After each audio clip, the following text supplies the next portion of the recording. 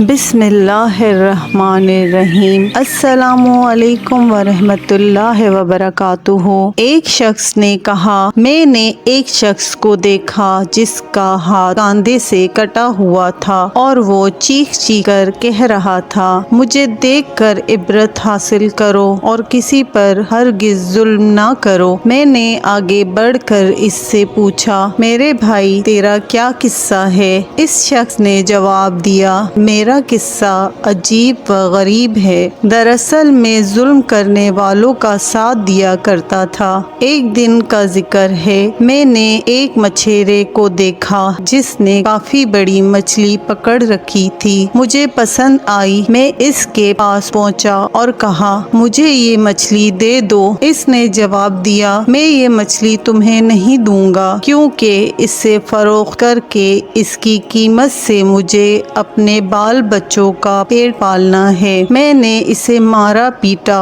और इससे जबरदस्ती से मछली छीन ली और अपनी राह ली। जिस वक्त मछली को उठाए जा रहा था, अचानक मछली ने मेरे अंगूठे में जोर से काट लिया। मैं मछली लेकर घर आया और इसे एक तरफ डाल दिया। अब मेरे अंगूठे में टीस और दर्द था और इतनी तकलीफ होने लगी कि इसकी शिद्दत से मेरी नींद उड़ गई। फिर मेरा पूरा हाथ सूज गया। जब सुबह हुई तो मैंने तबीब के पास आया और इससे दर्द की शिकायत की। तबीब ने कहा, ये अंगूठा सड़ना शुरू हो गया है, लिहाजा बेहतर है कि इसको कटवा दो वरना पूरा हाथ सड़ जाएगा। मैंने अंगूठा कटवा कर निकलवा दिया, लेकिन इसके बाद सड़न हाथ में शुरू हुई और दर्द की शिद्दत से मैं सख्त बेचैन हो गया और सो न सका। लोगों ने मुझसे कहा, हथेली काट कर निकलवा दो। मैंने ऐसा ही किया। अब दर्द बढ़कर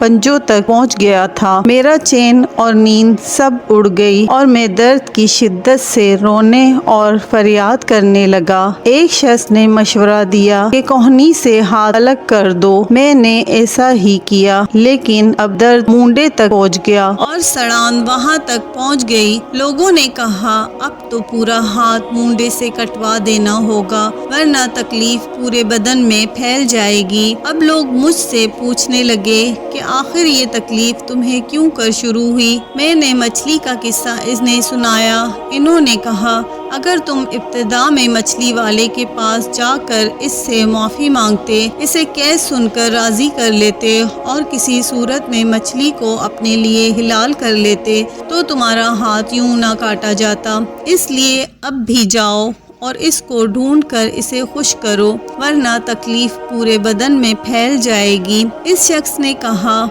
मैंने ये सुना तो मछली वाले को पूरे शहर में ढूंढने लगा। आखिर एक जगह इसको पा लिया। मैं इसके पैरों पर गिर पड़ा और इन्हें चूम कर रो रो कर कहा कि मेरे आका, तुम्हें अल्लाह का वास्ता मुझे माफ़ कर दो। इसने मुझसे पूछा, तुम कौन हो? मैंने बताया, मैं वो शख्स हूँ जिसने तुमसे मछली छीन ली थी। फिर मैंने इससे अपनी कहानी बयान की और इसे अपना हाथ दिखाया। वो देखकर रो पड़ा और कहा, मेरे भाई, मैंने इस मछली को तुम्हारे लिए हिलाल किया क्योंकि तुम्हारा हशर मैंने देख लिया। मैंने इससे कहा, मेरे आका, खुदा का वास्ता देकर मैं तुमसे पूछता हूँ कि जब मैंने तुम्हारी मछली छीनी तो तुमने मुझे कोई बद्दुआ दी थी? इस शख्स ने कहा, मैंने इस वक्त ये दुआ मांगी कि ए अल्लाह, ये अपनी कुव्वत जोर के घमंड में मुझ पर गालिब आया और तूने जो रिस्क दिया